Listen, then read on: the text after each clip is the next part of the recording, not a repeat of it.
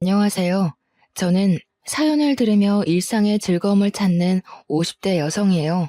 영상 쪽 일을 하고 있어서 영상으로 사연을 담는 일은 해봤지만 이렇게 음성으로 사연을 보내는 건 이번이 처음이라 저도 괜스레 설레고 떨리네요. 저는 제 아버지가 겪은 일이 어쩔 수 없던 일이었다고 생각하고 마음속 깊이 묻어두며 살아왔는데요. 사실 그렇게 묻어둘 일이 아니라고 생각이 들더라고요.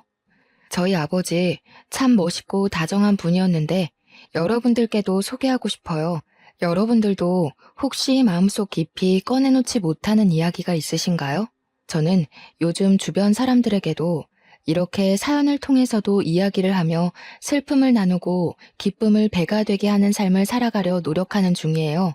여러분들도 혹여 마음으로만 울고 있는 이야기가 있다면 속 시원하게 꺼내놓고 훌훌 털어버릴 수 있으시면 좋겠어요. 마음으로 응원할게요. 이제부터 제가 겪었던 이야기를 시작해 볼게요. 긴 이야기지만 재미있게 들어주시면 감사하겠습니다. 제 어머니와 아버지 두 분은 모두 무명 배우 생활을 꽤 오랜 기간 해오셨어요. 두 분께서는 연극 무대에 주로 오르셨고 텔레비전 프로그램에는 단역으로 짧게 나오는 경우가 많았어요. 아버지께서는 대학에서 전공도 연극 영화를 하셨는데 어머니께서는 고등학교 졸업 이후에 바로 연극 무대에서 배우로 일을 시작하게 되셨다고 해요. 같은 분야의 일을 하셨던 두 분은 고되고 힘든 연기 생활과 연극 무대라는 공통점을 배경으로 애정을 키우셨더라고요. 아버지는 연기와 연극에 대해 대학에서 전공까지 하며 배웠다고 해서 극단에서 아버지에 대한 대우가 남달랐다고 해요.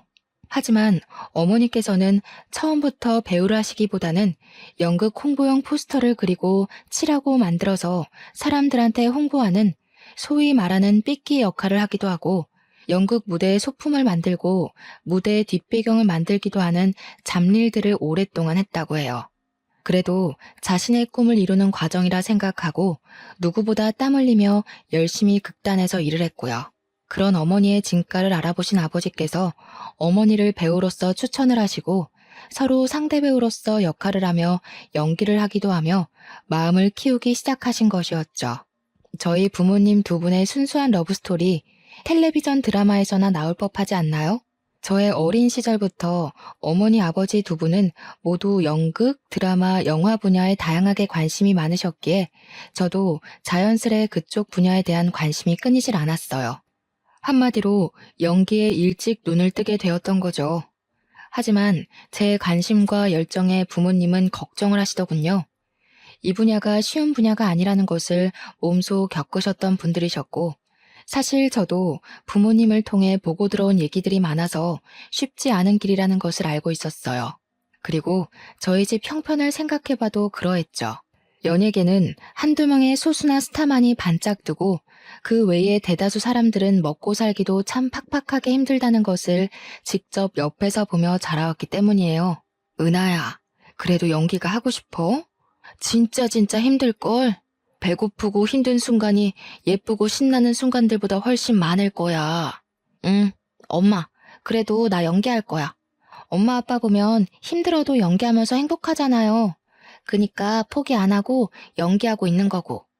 어이구, 그래. 우리 은하 큰딸 대견하네. 힘든 길이라는 것을 알면서도 씩씩하게 하려는 마음이 아주 이뻐. 어머니 아버지의 젊은 시절 동료라고 할 수 있는 친구분들 중에서 중년의 나이가 되실 때까지 연극이나 연기 쪽으로 일을 하시는 경우는 정말 드물었어요. 아니, 거의 없다고 말하는 게 맞는 정도였죠. 부부인데 두 분 모두 연기 생활을 하고 계시는 경우는 저희 부모님이 유일한 정도였죠. 어려운 환경일지라도 연기를 계속 꾸준히 하실 수 있으셨던 원동력은 연기를 본업으로 생각하고 열정을 다하면서도 겸업을 하셨기 때문이에요. 아버지께서는 개인 택시를 운전하셨어요. 회사에 얽매여 있지 않아서 자유로이 일할 수 있는 게 참 좋다며 즐겁게 일을 하셨죠. 연기를 하면서 이렇게 일도 할 수 있다는 게 난 참 좋다. 은하랑 지아랑 두 딸이랑 밥도 자주 먹고 놀기도 자주 놀고 그러면서도 일할 수 있는 게 얼마나 좋아. 어머니께서는 시장이나 마트를 돌아다니며 부족한 일손을 돕는 부업 일을 하셨어요. 워낙 고우신 외모와 성실하신 성품 덕에 일을 하는 곳 어디에서도 항상 인기가 좋으셨죠. 그렇게 제 부모님은 누구보다 열심히 살아가시면서 연기를 놓지 않고 지내셨어요. 저는 혈기왕성함으로 무장한 젊은 배우가 아닐지라도 열정이 넘치고 꿈을 포기하지 않는 부모님이 존경스러웠어요. 여느 때와 같이 아버지는 드라마의 조연으로 출연하는 일을 마치시고 새벽까지 개인 택시 일을 하고 계셨어요. 새벽에 트럭이 차선을 넘어와 아버지의 차를 들이받았고 아버지는 차와 부딪히고 가드레일에 치이셨어요. 양심이 있다면 사고 수습은 해야 하는 게 맞지 않겠어요? 저희 아버지 차량은 가드레일에 부딪혀서 차량의 형태도 못 알아보게 되었는데 사고를 낸 사람은 신고도 하지 않고 사고 차량을 몰고 바로 도주를 해버렸고요. 한마디로 뺑소니였던 거죠. 바로 신고라도 해줬더라면 지금의 아버지는 어떠실지 궁금하기도 하네요. 지나가던 차량들이 주춤거리다가 신고를 해줘서 구급대가 출동해서 아버지를 병원으로 이송할 수 있었고 경찰들이 사고 현장을 조사할 수 있었다고 해요. 범인을 찾기 위해 경찰들이 조사를 하고 저희 가족들은 사고 현장 근처에 현수막을 걸어두기도 했지만 역부족이었나 봐요. 하필이면 CCTV 사각지대에서 사고가 날 거라는 생각은 못했겠죠. 범인을 잡지 못한 분한 마음은 둘째치고 아버지께서 급작스러운 사고를 당하시고 병원 신세를 지게 되신 상황이 저희 가족에겐 더 큰 시련이었죠. 항상 가족의 기둥과 같은 분이셨는데 한순간에 이런 일이 일어날 줄 몰랐어요. 저와 동생 그리고 어머니께서 번갈아 가며 아버지 병간호를 했습니다.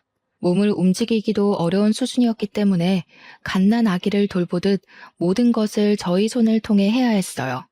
식사를 도와드리고 용변 보시는 것까지도 저희의 도움이 필요했죠. 저희도 어찌할 수 없는 저녁 시간에는 성인용 기저귀를 사용하셨는데 아버지께서는 어떤 것보다 그 점을 불편해하시고 싫어하셨어요. 어쩌면 부끄럽고 자식들 앞에서 못 볼 꼴을 보인다고 생각하셨던 것 같아요. 누구에게도 그렇게 의지하신 적이 없는 분이 본인 힘으로 할 수 있는 게 없고 화장실도 혼자 가지 못하다 보니 자존심이 많이 상해하셨죠. 아버지는 병원 생활을 무척이나 괴로워하셨어요. 이렇게 살 바에는 죽는 게 낫지, 죽는 게 나아.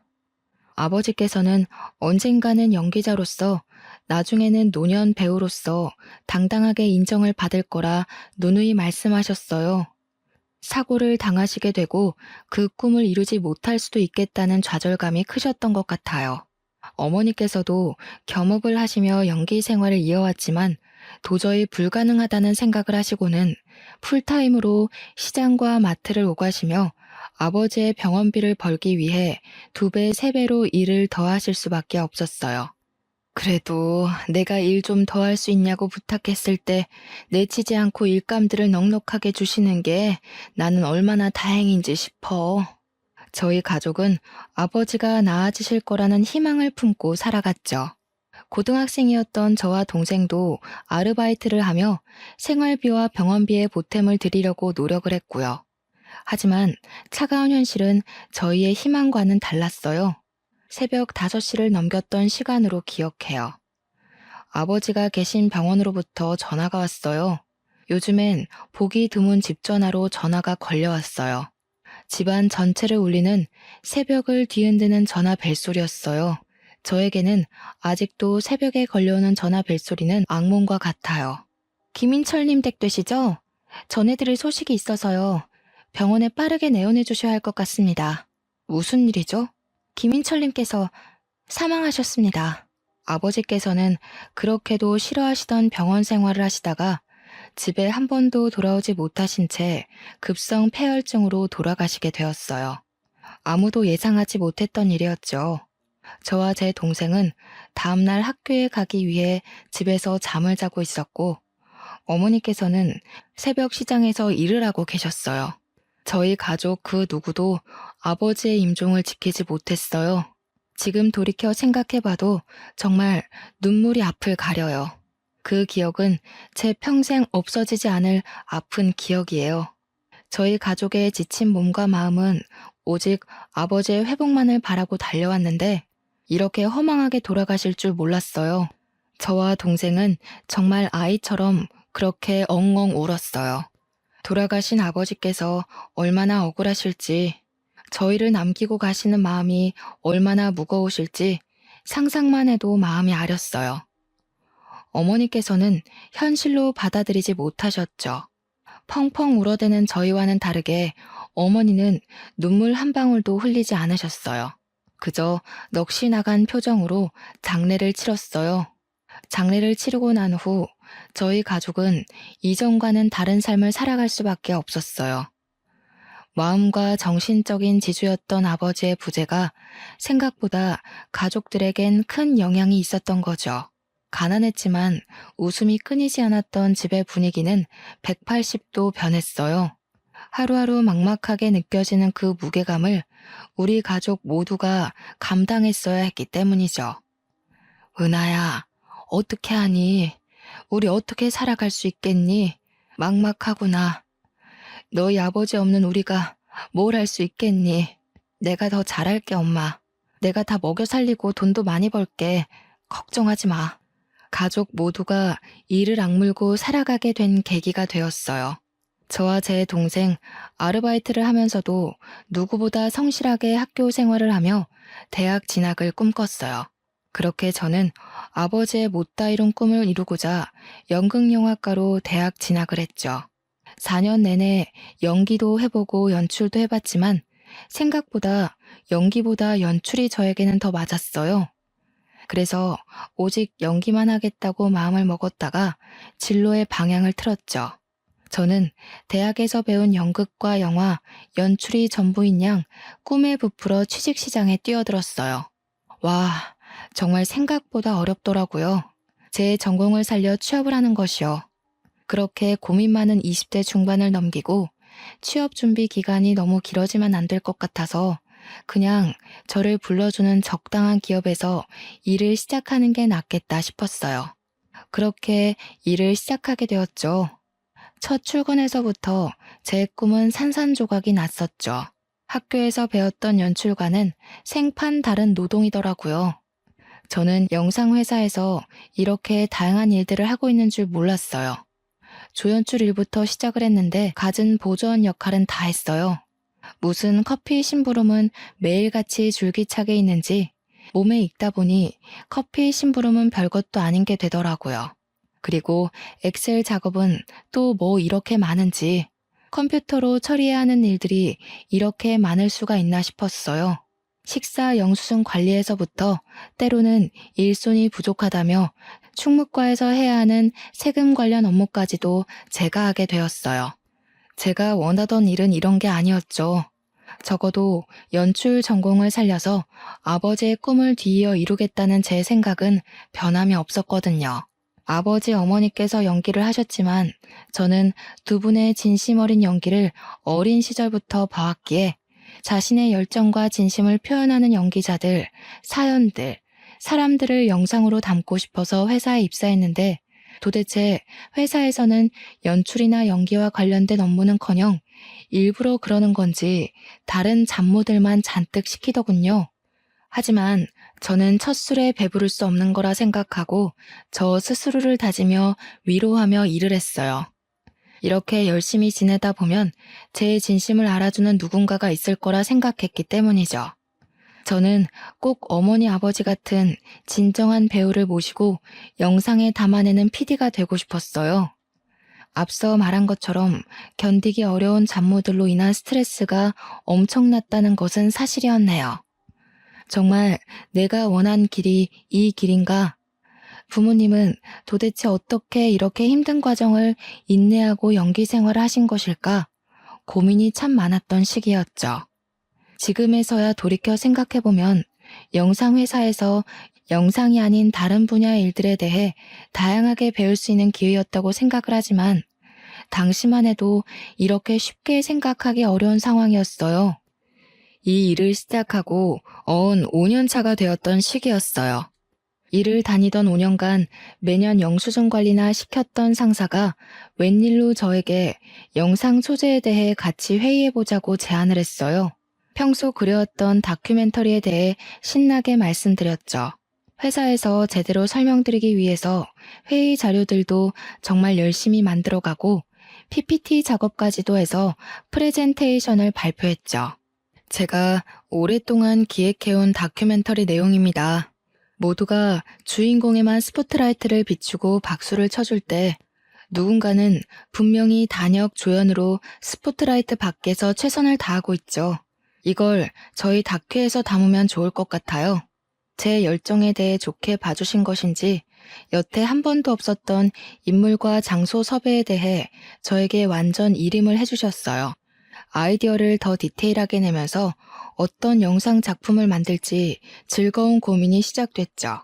몸은 힘들지라도 내 아이디어가 담긴 영상 작품이 생긴다는 마음에 굉장히 들뜨더라고요. 제가 어린 시절부터 꿈꾸듯 그려왔던 작품을 해야겠다 마음먹었어요. 무명 배우 단역으로서의 삶을 담은 다큐멘터리. 작품을 만들게 되었어요. 누구에게도 말씀드리지 않고 처음으로 엄마에게 출연이 가능하실지 제의를 드렸어요. 엄마, 여태껏 엄마가 아닌 다른 사람들이 주인공인 무대에 많이 섰잖아요. 이번에는 엄마가 주인공인 무대 어때요? 내가 다큐멘터리 하나 만들게 되었는데 엄마가 주인공이었으면 해서. 어머, 너무 잘 됐다. 작품 만들고 싶어 했던 건 오래 전부터의 일인데 벌써 몇 년 동안 회사 생활을 하고 결국 네 작품을 만드는구나. 고생 끝에 정말 낙이 온다더니 축하해, 딸. 그런데 엄마는 너무 늙고 못나서 출연하긴 좀 그래. 아니, 엄마가 어디가 어때서 그래요. 엄마만큼 고운 사람도 엄마만큼 성실한 배우도 본 적이 없어. 난 정말 내 작품이니까 꼭 엄마가 나와줬으면 해요. 아빠는 보고 싶고 출연을 부탁드리고 싶어도 이제는 그럴 수가 없잖아. 엄마가 꼭 주인공이 되어줘요. 어렵다는 엄마의 손사래에도 불구하고 저는 끈질기게 엄마를 설득했어요. 주인공이 엄마 혼자는 아니니까 너무 부담 갖지 않아도 된다는 점과 엄마의 진실한 이야기를 누군가에게 들려줄 수 있다는 것이 얼마나 큰 기회냐고 말씀드렸죠. 엄마는 생업이 바빠 연기 생활을 그만둔 지 오래라며 걱정하셨지만 어쩔 수 없이 그만뒀던 연기였기에 그만큼 연기에 대한 아쉬움이 남으시기도 하셨던 것 같아요. 결국 제 설득 끝에 출연을 하시기로 했죠. 엄마, 아버지 돌아가시고 연기 생활하고 싶어도 못했잖아요. 그 한을 좀 풀자. 우리 엄마 예쁜 얼굴 아깝단 말이야. 딸내미가 만드는 영상에 출연한다는 것도 얼마나 기분 좋은 일이야. 한번 나와줘요, 안배우님. 어머니를 필두로 다양한 단역 배우들을 섭외하고 다큐멘터리를 찍게 되었어요. 촬영 배경은 주로 대학로나 여의도였고요. 연극이나 방송을 짧게 하시는 경우가 많았고 대부분 사업을 하시거나 다른 일을 병행하면서 연기를 하셔서 양해를 구하며 촬영을 하게 되었죠. 아이고, 참 내가 뭐라고 이렇게 또 방송을 타게 해주나. 너무 고마워요. 촬영하시는 분들 고생이 많네요. 은하도 그렇고. 어머니가 주인공인 방송은 처음이시죠? 떨리실 것 같아요. 그래도 최대한 긴장 풀고 편히 말씀해 주세요. 인터뷰 형식으로 진행되다 보니 어렵지 않으실 거예요. 엄마가 겪어온 이야기, 연기에 대한 생각들 솔직하게만 이야기하시면 돼요. 저희 어머니는 주로 인터뷰 형식으로 촬영을 했어요. 이전에 어떤 사연이 있었는지를 말씀해 주셨죠. 어머니의 남편, 제 아버지와 연기로 만나고 사랑을 키워 아이들까지 낳아 키웠지만 허망한 사고로 먼저 이 세상을 떠났다는 이야기를 담았어요. 연기자에 대한 이야기인데 어머니의 사연이 사연인지라 뺑소니 사고에 대한 이야기를 길게 하시더라고요. 저도 방송을 통해 어떻게 해서든 범인을 찾고 싶었던 사심도 있었고요. 어떻게 CCTV도 제대로 없고 목격자 한 명도 없는 사고라는 것이 존재할 수 있는 것이고 그 사고의 당사자가 저희 아버지가 될 수 있는 것이었을까요? 그로 인해 목숨까지 잃게 되신 저희 아버지. 어머니께서 눈물을 억지로 눌러 참으시며 아버지 이야기를 꺼내시는데 저희 스태프 모두 눈물을 함께 훔칠 수밖에 없었어요. 그런 일이 있었던 건 몰랐어요. 은하 PD, 고생 많았네요. 진짜 텔레비전에 나올 만한 사연인데요. 어떻게 뺑소니 범인을 못 잡을 수가 있지? 여태까지. 가족들 다 마음고생 무지하게 심했겠다. 그렇죠. 우리 가족 마음고생 심했지. 그래도 그 일을 계기로 이악 물고 살아서 내가 이렇게 PD도 하고 있는 게 아닐까 싶긴 해요. 억울하긴 해도 우리 가족 눈 감고 귀 막고 열심히 살았지 뭐. 또 영상이 담긴 한 분의 경우는 배달 일을 하시며 연기 생활을 오랫동안 병행해 오시기도 했어요. 사실 배달 일을 하면 몸도 얼굴도 상하고 정말 필요한 일인데 연기에 대한 열정이 있어도 연기만으로는 도저히 월세만 해도 감당하기 어려울 정도였기 때문이라고 하셨죠. 저희 부모님 외에도 다양한 단역분들의 애환과 감동을 담은 다큐멘터리는 꽤 오랜 기간 시간이 걸려 최종적으로 완성이 되었어요. 영상으로 찍는 것도 오래 걸리지만 편집을 하고 컴퓨터 그래픽과 자막을 넣고 수정을 하고 완벽한 영상물을 만드는 데까지가 꽤 오랜 시간이 걸리는 작업이었죠. 이제 다큐멘터리를 방송에 내보내기 전에 마지막 관문이 남아 있었습니다. 영상이 방송을 타기 전에 대표님의 컨펌이 필요했던 것이죠. 그래서 영상을 대표님께 보여드렸습니다. 긴장되고 떨리는 순간이었죠. 혹여나 마음에 들지 않으신다는 말씀을 하시면 완성된 영상일지라도 방송에 나가지 못할 테니 말짱 도루묵일 테니 말이에요. 우리 진짜 그동안 고생했다.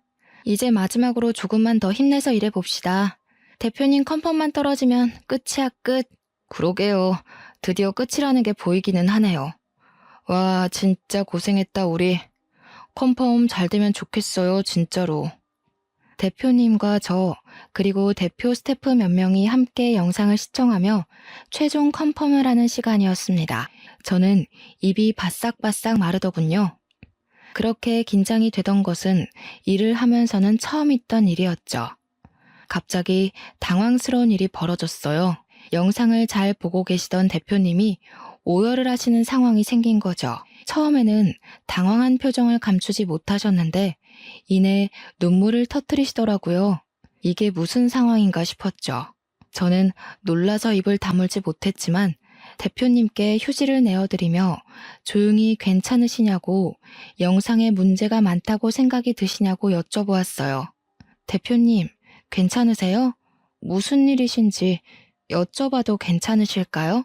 제 영상 감동적일 수는 있지만 대표님께서 오열하시면서까지 그렇게 울만한 이야기는 아니었는데요. 아, 미안해요, 은하 씨. 지금 내가 너무 마음이 가라앉지를 않아서 다음에 따로 시간 내서 말씀드릴게요. 저도 생각 정리 좀 해야 할 것 같아서요. 대표님의 뜬금없는 오열에 당황한 저와 스태프들은 침묵을 지키며 사무실에 각자 자리로 돌아왔습니다.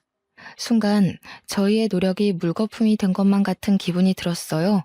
감동적인 포인트가 있다고 해도 그렇게 오열할 만큼의 슬픈 이야기는 분명히 아니었는데 대표님이 왜 저렇게 우시는 거지? 우리가 뭔가 잘못했나? 대표님이 무슨 큰일을 당하셨나? 우리 영상에는 누가 없어야 하는 건가 싶었어요. 입사 후에 한 번도 누구 앞에서 눈물을 보이신 적이 없으셨던 분인지라 저희 모두 크게 놀랐습니다. 대표님도 눈물이라는 게 있는 사람이구나 싶으면서도 무슨 큰일이라도 난 건가 싶더라고요. 다큐에는 여러 단역분들이 나오셔서 각자의 사연을 이야기하고 촬영을 다니는 모습을 찍었고 어머니 사연의 경우 인터뷰 형식으로 아버지 뺑소니 사고를 언급하신 내용이 담겼어요. 어느 포인트에서 대표님이 오열하신 건지 아무리 생각해봐도 잘 모르겠더군요. 저희 스태프들끼리 별별 소문이 돌기 시작했어요. 대표님의 엄마가 영상에 우연히 나오셨다. 아니다. 대표님 아버지가 나오신 게 틀림없다. 아니, 자기 무명 시절이 생각나서 그런 거다 등등 다양한 이야기들이 오가더군요. 아니, 나 진짜 우리 대표님이 저렇게 오열하는 거 난생 처음 봤다니까? 그렇게 울만한 내용도 아니었는데 말이지. 뭔가 이상해. 수상해. 뭔가 있다니까 이거. 그런가요? 저희가 뭔가 특이하거나 이상한 내용을 담은 건 아닌데 반응이 의외이긴 했어요. 저는 다른 것보다 제 입봉작인데 방송도 못하고 묻힐까봐 제일 걱정스럽다니까요. 아, 걱정이에요, 걱정. 며칠이 지난 후 대표님이 저를 개인적으로 부르셨어요. 다큐멘터리의 총 책임자이기 때문에 저를 부르셨겠거니 가벼운 마음으로 사장님을 뵈러 갔죠. 하지만 대표님 방에서 나올 때 제가 어떤 마음과 어떤 표정으로 나오게 될지는 전혀 예상하지 못했죠. 은하 PD, 어서 와요. 영상 찍느라 고생 많았죠? 편집도 무지하게 길었을 텐데 피곤은 좀 풀렸어요? 이럴 때 좀 쉬어야 다음 작품 쉽게 시작하지. 아, 네, 감사합니다. 피곤하긴 하네요. 영상 일, 연출 일이 쉽지 않다는 거 알고 시작했는데도 역시 힘들긴 하네요. 체력이 너무 딸려서 죽겠어요, 매일매일. 커피를 달고 삽니다. 대표님은 괜찮으신 거죠? 아유, 그럼 나야 너무 괜찮지. 은하 PD 노고에 비하면 내가 뭐 비할 바가 아니지. 그런데 조금 어려운 이야기를 해볼까 해. 고민이 많았는데 계속 숨기는 건 도저히 은하 PD한테 예의가 아닌 것 같아서. 대표님이 무게를 잡으시며 하셨던 이야기는 상상 초월의 내용이었어요. 대표님은 어린 시절 아버지 밑에서 자라셨다고 해요. 한부모 가정에서 자라셨던 거죠. 어려운 환경 속에서 자라셨다며 한참을 뜸을 들이며 말씀하시더군요. 은하 PD, 이런 이야기를 전하게 될 줄은 몰랐는데 정말 미안해. 놀라지 않았으면 좋겠는데 놀랄 수밖에 없는 이야기야. 아, 괜찮아요, 대표님. 어서 말씀해 주세요. 대표님께서는 다시 어린 시절 이야기를 이어가셨어요. 아버지와 함께 지내왔는데 아버지께서 야채 트럭을 운영하셨다고 하시는 거예요. 아, 그렇구나 듣는데 이런 이야기를 왜 나한테 하는 거지?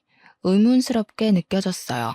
그렇지만 제가 다니고 있는 회사의 대표님께서 하시는 말씀이니 제가 이렇다 저렇다 말하지 못하고 묵묵히 듣기만 했어요. 야채 트럭. 그런데 그 야채 트럭을 몰고 새벽에 운전하던 중에 아버지께서 사고를 내신 적이 있다고 하시더군요. 조수석에는 아들인 본인을 옆에 태우신 채로요. 사고가 워낙 크게 나서 기억이 나신다며 설명을 하셨어요. 그 새벽에 우리 아버지 야채 트럭이 승용차를 박았어. 아버지께서 새벽에 졸음운전을 하신 탓이었지. 중앙선을 살짝 넘어간다 싶었는데 기어코 옆 차선에서 오던 차를 친 거야. 그 차는 택시였고 동승자는 없이 기사님 한 분만 타 계셨어. 그리고 그 택시는 가드레일을 강하게 박았고 택시는 형태를 알아보기 힘들게 찌그러졌어. 네? 무슨 말씀이세요? 나는 조수석에서 선잠을 자고 있었고 부딪히는 소리와 충격에 놀라서 깨버렸지. 아버지께서는 운전대를 잡고 있는 손을 벌벌 떨고 고개를 들지 못하고 계셨어. 나는 아빠를 계속 불렀고 무서워서 울어버렸어. 그런데 아버지는 숙였던 고개를 들고 나를 한번 쳐다보시고 주위를 살피며 그대로 집으로 오셨어. 대표님은 계속 말씀을 이어가셨어요. 다큐멘터리에서 언급된 사고 현장은 아버지께서 자주 다니던 길이라 CCTV가 없었다는 것을 확실히 알고 계셨다고 해요. 하지만 아버지와 대표님이 보지 못한 목격자가 있을 수도 있을 거라는 생각은 있었고 언제든 아버지와 대표님께서 잡혀갈 수 있다는 죄책감이 있었다고 흐느끼셨어요. 하지만 아버지 없이는 살 수 없는 어린 대표님을 두고 감옥에 들어가실 수 없으셨는지 그렇게 뺑소니로 현장을 떠나셨던 거라고 하셨어요. 이런 이야기가 은하 씨 마음을 위로할 수 없다는 거 잘 알아. 그 사고 꽤 컸고 기사님도 많이 다치셨을 거라 생각하긴 했었어. 정말 미안해. 너무 미안해. 이 빚을 어떻게 갚아야 할지 모르겠어. 마음속으로만 지녀왔던 괴로움과 죄책감이었는데 이제 명확해졌어. 잊힐 수 있을 거라 생각했는데 아니었고. 제가 만든 다큐멘터리를 통해 보니 제 어머니의 남편분, 즉 제 아버지의 사고에 대한 인터뷰가 대표님의 두 눈으로 봤던 어린 시절의 사고 현장에 대한 기억과 일치한 것을 보고 오열을 하셨다고 했어요. 설마 설마 아니겠지 하며 외면해왔던 과오를 이렇게 마주하게 될 줄은 꿈에도 모르셨던 것이었죠. 저도 당황스럽기는 매한가지였습니다. 대표님은 아버지의 상황에 대해 아시는 것이 없으셨겠지만 제 아버지는 이미 이 세상을 떠난 지 오랜 세월이 흘렀기 때문이죠. 그 세월 동안 저희 가족이 받았던 상처와 눈물은 어떻게 보상이 될지 머리가 새하얘졌습니다. 그렇게 오랫동안 찾아 헤매왔던 뺑소니 사고의 목격자가 여기 이렇게 제 눈앞에 버젓이 있다니요. 그런데 그 목격자가 뺑소니범의 아들이었고 사고에 대해서는 몇십 년간 침묵으로 일관해왔다니요. 대표님이라고 하지만 참을 수 없는 화와 눈물이 뒤섞여 나왔습니다. 억울하고 화가 나서 미칠 것만 같았어요. 성실하고 다정했던 우리 아빠의 삶, 생명은 누가 어떻게 보상해주겠어요. 주변에서도 다들 사고당한 사람만 불쌍하다며 그렇게도 수군거렸는데 말이죠. 나라도 어렸어도 바로 신고를 했어야 하는데 정말 후회해. 정말 미안해. 끔찍하게 사죄해요, 은하씨. 대표님은 너무 미안해서 어찌할 바를 모르겠다며 제 두 손을 꼭 잡고 눈물을 주룩주룩 흘리셨어요. 아버지께서는 현재 나이가 노쇠하셔서 요양병원에 치매 환자로 입원해 계신다고 했어요. 대표님 아버지께서 정말 죄인이고 본인도 마찬가지라며 아버지께서 이런 일을 겪게 되신 것 정말 마음 아프고 유감이라고 말씀하셨어요. 당시에 어렸다고 해도 알 거는 다 알았는데 아빠와 아들 둘이서 살았던 어려운 형편에 아버지마저도 감옥에 가시면 대표님이 굶어 죽게 생겼다 보니 어느 하나 양심적으로 대처한 일이 없었다며 정말 미안하다고 말씀하셨어요. 아버지였어도, 내 아버지였어도 신고를 했어야 마땅한 일이었지. 정말 죽을 죄였어요. 미안해. 아, 그런 사정이 있었을 거라 생각 못했어요. 게다가 목격자가 이렇게 있을 거라는 것도 상상 못했어요. 정말 엄청 찾아다녔는데 현수막도 붙이고 포스터도 돌렸는데 없더라고요, 목격자가. 그래서 그냥 반쯤 포기하고 기억에 묻어두고 살았어요. 이렇게 마주하게 될 거라고는 정말 몰랐네요.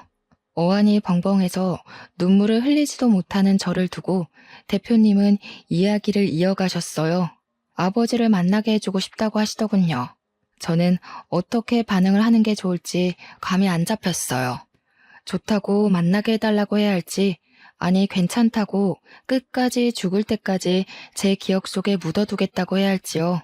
대표님은 모든 사실을 알게 되었고 그 사고 가족이 우리 회사 직원인 것도 마음이 너무 아프다며 이렇게라도 찾게 되어서 다행이라고 평생의 마음의 짐이었으니 꼭 아버지를 만나줬으면 좋겠다고 부탁을 하셨어요. 저는 마음이 불편했어요.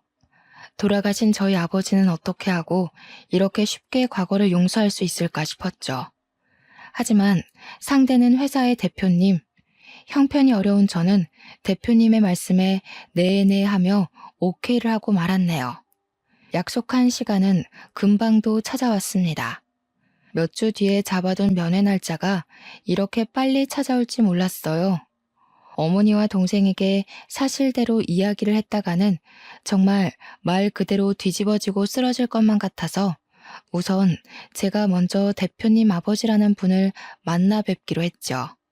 대표님의 차를 빌려 타고 함께 가는 길. 차 안의 고요한 침묵은 이상하리만치 현실감이 없었고 긴장감까지 맴돌았어요. 마치 전쟁에 나가는 병사들의 마음이 이랬을까 싶었어요. 가긴 가야 하는데 마주하긴 마주해야 하는데 뭘 어쩌지 싶은 마음에 정말 피하고 싶더군요. 그렇게 요양병원 앞에 도착을 했죠. 시간이 멈춰버렸으면 좋겠다는 생각밖에 들지 않았어요. 어린 시절부터 그려왔던 우리 아빠를 아프게 하고 죽게 만든 뺑소니범은 뿔 달리고 악마같이 생긴 나쁜 사람일 거라 생각했는데 그게 아닐 수도 있다는 가능성이 참 머릿속을 복잡하게 만들었어요. 은하 PD, 이쪽이야. 내가 앞장설게요. 아, 네. 요양병원이 익숙한 듯 앞장서시는 대표님의 등 뒤를 따라 저는 저벅저벅 걸어갔어요. 참 무거운 발걸음 오랜만이었네요. 어떤 이야기부터 시작해야 할지, 원래 가해자를 찾게 되면 멱살잡이를 하겠다 마음먹고 살아왔는데 이렇게 만나게 될 줄은 몰랐죠. 멱살잡이는 어려울 것 같은데 그러면 어떻게 하지? 내 화와 분노와 억울함을 어떻게 표현을 해야 하지? 고민을 하며 병실로 걸어 들어갔어요. 아버지, 저희 기억 속에 가장 아픈 이야기를 해야 할 것 같아요. 이제는 분명히 마무리해야 할 것 같아서요. 이렇게 이야기를 하시며 대표님은 먼저 무릎을 꿇고 이야기를 시작하셨어요. 노쇠한 노인분이 침대에서 내려와 대표님과 함께 나란히 무릎을 꿇고 눈물을 흘리셨어요. 저는 제 사연을 이야기할 수밖에 없었죠. 어떻게 살아왔고 어떤 아빠였는지, 갑자기 우리 곁을 떠나시게 되었는데 뺑소니 사고였고 목격자도 CCTV도 없어서 할 수 있는 일이 없었다는 것. 경찰 조사도 금세 끝나버리고 억울한 마음이 풀리기도 전에 당장 입에 풀칠하기도 바빠 일을 시작할 수밖에 없었다는 것을 이야기했어요. 어쨌든 저쨌든 우리가 어떤 이야기를 하고 슬퍼해도 저희 아버지는 이미 이 세상에 계시지 않아요. 우리 아빠 살려내요. 미안합니다. 죄송합니다. 입이 1000개 만개여도 부족해요. 경찰서 앞을 몇 번을 찾아갔는지 모르겠어요. 이 노인네가 갈 때가 다 돼서야 이렇게 마음을 전하네요. 부족한 인간이라 미안해요. 내가 그때 제대로 죗값을 치렀어야 하는 건데 정말 미안해요, 아가씨. 치매가 있다고 하셨는데 제가 전했던 이야기를 들으시고는 옛 기억이 떠오르셨는지 함께 눈물을 흘리시며 진심으로 참회를 하시더군요. 그때로 돌아갈 수는 없다는 것을 알지만 다시 돌아간다면 꼭 당신께서 감옥에 갔을 것이라며, 그렇게 바로 경찰에 신고를 했더라면 아버지께서 덜 억울하셔서 돌아가시지는 않으셨을 수도 있을 거라는 이야기를 하셨어요. 말씀이라도 그렇게 따뜻하게 해주시는 게 감사하더군요. 평생을 증오하던 아빠를 죽인 범죄자란 사실이 믿기지 않게 그 진심이 담긴 한두 마디의 말이 사람 마음을 이렇게 어루만질 수도 있구나 싶었죠. 정말 내가 저승에 가서라도 죗값은 달게 받을 거야. 내가 그대들 가족들에게 몹쓸 짓을 했지. 내 새끼만 귀한 줄 알고 살면 뭐하나. 짐승만도 못한 거지. 전벌받고 이렇게 병원에 갇혀 송장처럼 죽은 것처럼 있는 거지. 아이처럼 엉엉 눈물을 흘리시는 모습에 마음이 울리더군요.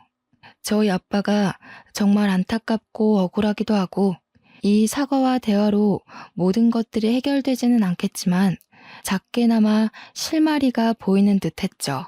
그동안 마음을 억눌러 오던 짐을 조금은 덜어놓은 것만 같았어요. 이후 제가 겪은 상황을 제 어머니와 동생에게 알렸고 정말 둘은 까무러치듯 놀라 자빠졌어요. 그래도 저희가 직면한 현실을 마주하고 해결해야 할 것들은 해결해야겠다 싶어서 어머니와 대표님과의 자리를 마련한 뒤 두 분의 독대가 있었습니다. 두 분만이 나눌 수 있는 이야기가 있었겠죠. 어머니는 대표님과의 대화 이후 아버지의 부재가 생긴 이래로 처음 보는 후련하고 홀가분한 표정을 지어 보이더라고요. 너희 아버지 그렇게 허망하게 가버리고 우리 얼마나 눈물로 매일을 보냈니? 범인도 못 잡고 뺑소니 사고라는 게 너무 억울해서 미치겠는데 그렇게 원망하며 우리 시간을 버린 것도 몇십 년이다.